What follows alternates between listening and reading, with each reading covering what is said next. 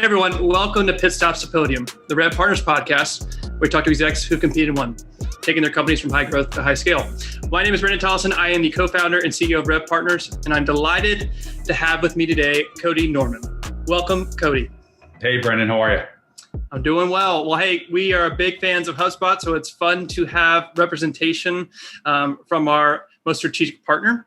Cody currently serves as the Senior Manager for Sales Productivity and Enablement. Cody, you've been there for what, 6 years now? Yep, just a little bit over 6 years. So, Cody, let's first start, before we get into the big idea and the fun facts, what is enablement for some of the folks in our audience who may not understand what that category really means? Yeah, so, it's a great question, and I think there's a lot of different definitions out there, but the way that we think about enablement and sales enablement at HubSpot is where our true customer and our customer is the HubSpot seller. That is who we are serving to make them as productive as possible and remove as much friction from their days as frequently as possible and as much as possible so that they can spend their time selling HubSpot. So at a very high level, that's how we think about it, theoretically at HubSpot. Great. So your enablement, your kind of definition is internal function. As you mentioned, it's more the audience and the customer for you is the customer-facing rep, whether that's direct sales or partner. And based on, let's walk kind of the audience through from a HubSpot perspective. You have almost 1,000 reps right now. But how do you, when we talk about partners and direct, how does that look like in the HubSpot lens?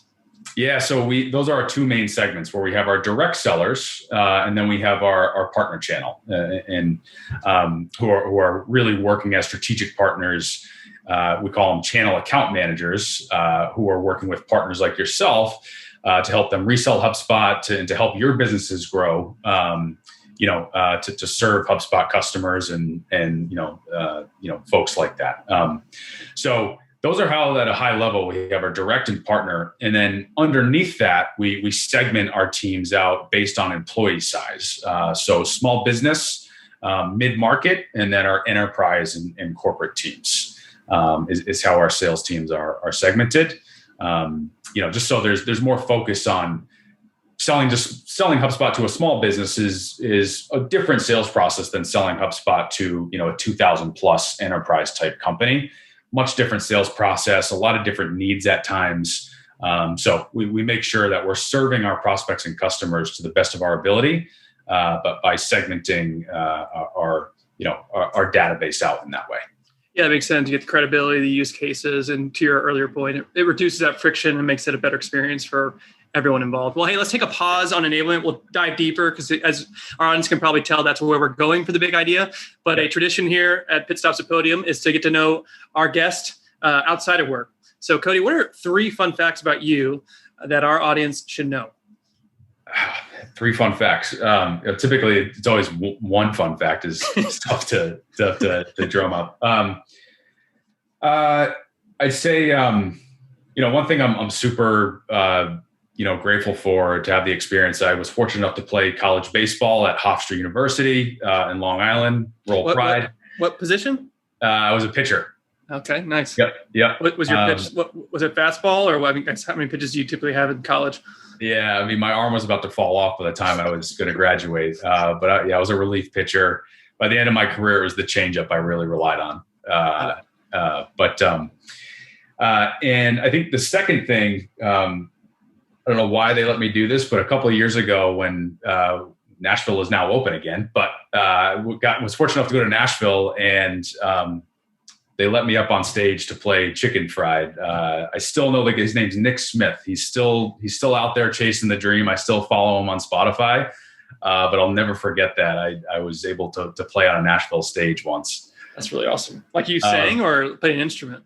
Yeah, just playing acoustic guitar. I don't know how well I did, but it was a cool experience. We'll have to get the video vault and find that performance and post that as part of the podcast. Yeah, I think that one's got to stay buried in the depths of the internet.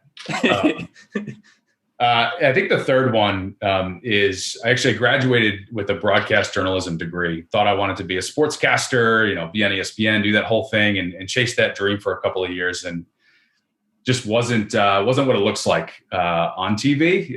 It's just a different lifestyle. So found my way into tech sales and so glad that I did. Natural transition.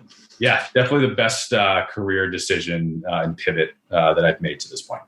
That's great. Well, you picked a winner with HubSpot. So that's fantastic ride that you've experienced, and as is HubSpot. And so let's transition to the big idea. We already teased out a little bit at the front end, which we normally don't do, but I thought it'd be helpful for context for our audience. But let's talk about how investing in enablement really fuels that revenue engine for any scaling company. And so let's break it down in kind of three major categories. Let's talk about the structure. Let's talk about responsibilities, and ultimately the KPIs in terms of how you track and measure it. How do you think about structure for a successful and productive enablement team? Yeah. So I think there's four main components that I think you need on an enablement team in terms of how you're structured. Number one, I think all encompassing, another reason of why an enablement team is so important is because you need a team that their sole focus and responsibility is thinking about the HubSpot seller or your seller, right? Thinking about the seller on the floor. A lot of times companies, they overlook that, where you're thinking so much about your customer and your market fit, which 100% you have to do. But at times you're forgetting about who's actually going to sell this and bring this to market. You need a team that is doing that. So that's how your enablement team should be structured. And the way that you can put that in play is you need strategy. You need sales strategy. So on your enablement team, you need some type of strategy arm that can put that rep hat on, can say, here's what it's like to be a seller at this company. Here's what the day-to-day is like. Here's how we should execute. All right. So you need that strategy arm. You also need content creation and instructional design, right? Because you're going to need to be creating programs and trainings that are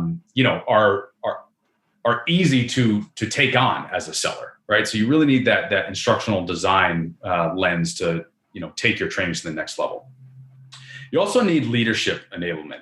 This is new, what I'm seeing in the market of managers and directors play just as much of a role in enablement as the enablement team does. Yeah. And you need a way to support them so that they can support the enablement initiatives, pass that down and coach to their reps. Crucial part to enablement in general. And then the fourth part is the field side, the field enablement side, which is that dedicated segment and geo type support, right? Especially if you're a global company and you have different types of segments where you're selling to small businesses versus mid-market versus enterprise, different sales processes in different regions, right? How you might sell your product to a small business in North America versus a small business in Australia or in EMEA could be drastically different just based on cultural differences or different market fit, all that type of stuff. So you really need that segment and geo type lens where you have enablement specialists for each of your segments and regions to make sure that they are going to market effectively and they have the right enablement and strategy, to produce the highest results. Yeah, like that's almost like a 360 view of really that service component, to your point, around the boots on the ground, the people that are actually doing the selling, making sure they have everything they need to be successful to ultimately reduce that friction, both for them, but ultimately for the customer. So you're an extension of the team, which is great. So maybe I just tease this out a little bit, but let's talk a little bit more about the responsibility side. So we talked a little bit about structure. What's the responsibility of an enablement team? Yeah. If I had to boil it down at a high level, I'd say it's training. So there's definitely like a sales training aspect, right? I think the enablement team should be responsible for onboarding and ramping your new hires from start to finish. So what is day one like at your company, and to whatever your ramp time is, we'll call it day 365 for like a year of ramp, right? So sales training for sure. Like I mentioned, the sales strategy piece, and more specifically there, product launches. So something we do a lot at HubSpot, and what a large responsibility is for our team is when we're launching a new product. Cool. Okay. Who are we selling this to? What's our persona? How are we going to demo this? How do we run a discovery call? All of that type of stuff, and making sure that the sales team is 100% prepared to sell this new product. Right. And then I think another piece is around communication channels, change management, and behavior change. I kind of bucket all three of those in one. I think a key part of enablement, there's so much noise that comes at any given sales team, so many changes. Really, any change a company makes, it's going to impact the sales team, and the sales team needs to know about it. And that can get crazy where the waters just start being super rough for sales. It's like, oh, I got this product coming at me. I got this quota to hit. I got this new sales ops policy. I got my manager asking, like, there's so much that a seller deals with that sometimes the company forgets about how much they're dealing with. So they need a team like Enablement to create very streamlined communication channels so that it's as calm waters as possible. So again, that the sales team can stay focused on selling, and they're not being bombarded with emails, Slack message, this, that, all over the place. So we have a heavy emphasis on our communication channels and making sure that we have the right mechanisms to, enact change in a way where it's not, forceful. Like, hey, you got to go do this now. It's a very top-down driven approach where we start with our VP level, get their buy-in, go down the directors, go down to managers, go down to reps in a really, we try to be in an effective and as clean as possible type of way. I started my career in sales, and so this is like a music to my ears to hear somebody that like is an advocate and an evangelist for the salespeople. Yeah. And so that's not often what you hear. It's usually the opposite. And so I'm sure our audience is loving what they're hearing, and we'll be advocating for an enablement team within their organization. So the last thing, Cody, let's talk about. So we talked about structure, we talked about responsibilities. Now, ultimately, how do you track and measure the success of an enablement team? Yeah. So the way that we look at that now, we kind of look at it in two different lenses. You have kind of your macro level KPIs, and then micro level where you can kind of dig in a little bit more on the inputs, we'll call them. So starting with just the high level of general KPIs we look at, PPR and TTR. So PPR stands for productivity per rep, and the way we calculate that at HubSpot is we take the total revenue that we brought in a given month, and then you divide that by the number of reps that you have. So let's say you bring in $100 in the month, you have 10 reps on the floor, 100 divided by 10. Basically what that means is your PPR is $10, right? Mm-hmm. Obviously, very simple example, but that's how we calculate PPR. Then we have TTR, which is called time to ramp. And that is a crucial number for us in KPI. We obviously want to ramp our sellers to be as productive as possible, as fast as possible. The faster we do that, the closer we get to breaking nonlinear growth, which is essentially breaking the need to hire X amount of sellers to hit a revenue goal, right? So just overall more healthy for the business if we can reduce time to ramp. So PPR and TTR are the two primary KPIs we look at. But then we also look at, those are very much lagging indicators that we kind of report on every quarter, half year, et cetera. But we do also report on a project by project basis. Every initiative that you work on in enablement should have outcomes to it, whether it's we want to increase ASP, we want to decrease discount percentage, we want to increase attach rate for this given service, et cetera. So I'd highly recommend any initiative that you have going on, you should have some success metrics and outcomes to those. And those are more of we can look at those in real time to report on a project by project basis. You kind of just build up that library of success metrics of how certain projects and initiatives have gone. One of the things that I loved what you just said is the focus. Like you mentioned really two metrics. And for a company the size of HubSpot that's publicly traded, almost 1,000 reps, that you're really tracking two speaks to hyper focus.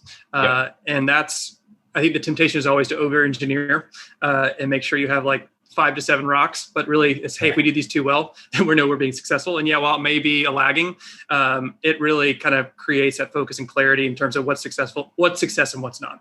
Exactly. Well, Cody, I love learning more about enablement as it relates to HubSpot. I think this has been an excellent topic for a lot of our companies as they're going from high growth to high scale, when to invest in it, how. As we part ways, how can folks learn a little bit more about you or HubSpot? Yeah, I'm active on LinkedIn. At least I try to be. So feel free to shoot me a DM, or I'm always open to connecting with folks and even getting on a quick Zoom or or phone call, whatever it is, feel free to shoot me a DM or shoot me a note. I'm happy to talk more about this topic. If you're in a phase where you're thinking about starting an enablement team, more than happy just to have a super casual conversation with you. Great. Well, Cody, we really appreciate it. And if you don't want to do the DM route, then maybe when you're in Nashville next time, you might see Cody on a bar and singing some more chicken fried rice. There you go. Hopefully, man. Hopefully. All right. Thanks so much. Talk to you later. Thank you. Take care.